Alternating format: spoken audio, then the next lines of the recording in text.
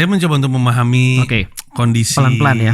Iya, kondisi ketika Nabi Isa kembali tuh ke Yudea dari Mesir.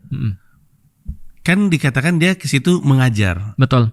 Dan keyakinannya adalah mengajar ajaran Yahudi. Betul. Yesus bilang, aku tidak datang untuk menghapuskan Taurat, tapi untuk menggenapi. Itu kan yang sangat terkenal kan di orang Kristen, menggenapi apa yang dibawa oleh Musa kan. Berarti dia tidak menghapuskan apa yang dibawa oleh Musa, dia menggenapi itu.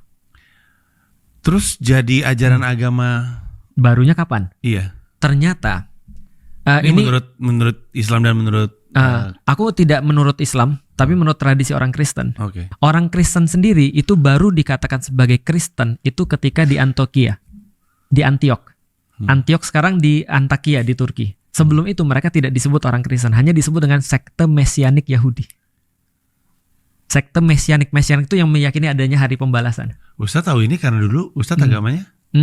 Waktu dulu aku nggak belajar seperti ini sih. Akhirnya setelah aku masuk Islam, aku merasa bahwasanya aku harus lebih banyak mempelajari tentang Nabi Isa. Maka ketika itu aku belajar lebih banyak. Nah jadi akhirnya aku jadi ngerti, oh ternyata mereka tidak disebut dengan Kristen dari dulu. Tapi mereka mungkin baru disebut Kristen ya sekitar 20 tahun atau 30 tahun setelah Yesus wafat. Itu baru mereka disebut dengan Kristiani. Sebelumnya mereka disebut ya Jews, orang-orang Yahudi. Iya. Itu aja tetap juga jadi perdebatan ya, karena bukan cuman nggak banyak sepakat bahwa dia bukan kulit putih, banyak juga ya kan, banyak yang nggak sepakat soal bahwa dia seorang Yahudi. Betul.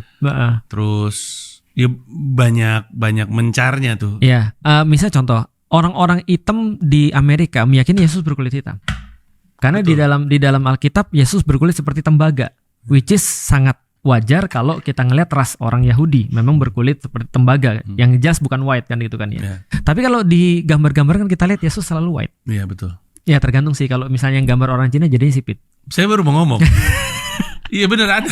Iya ada Yesus yang agak Yesus Asia nih. Nah betul, artinya semua orang mungkin punya penafsiran terhadap Yesus ya, tapi yang jelas Yesus orang sana. Ini yang saya juga pengen pelajari ya, dan ini mohon maaf ya tidak bermaksud untuk menyinggung, tapi banyak ahli yang bahkan tidak beragama Islam itu punya keyakinan bahwa Rasulullah itu tuh tokoh sejarah. Betul. Karena bukti-bukti kehadirannya secara fisik ada.